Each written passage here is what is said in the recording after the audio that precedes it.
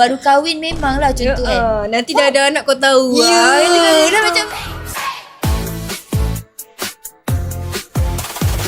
aku ni kalau boleh aku nak post je benda-benda yang happy. Tapi kadang-kadang aku simpan. Sama. Kau post gaduh-gaduh ni. Lepas tu besok kau post I love you ni. Ya, Bla bla. Orang kata hari tu gaduh-gaduh Lepas tu orang pun cakap gejat je ni. Kejap ni. Aku tak suka macam tu. Aku pun tak suka. Lepas tu lagi satu yang jenis komen. Kalau kita post gambar kan. Ni jenis-jenis yang kakak-kakak yang dah kahwin kan. Akan macam Tak lama ni.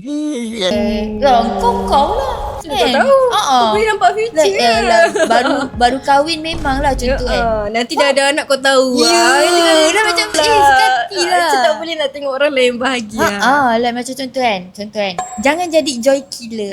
Okay, nasihat exactly. and joy killer tu berbeza. It's okay untuk ingatkan orang like macam jangan terlalu tunjuk happiness. Benda tu betul.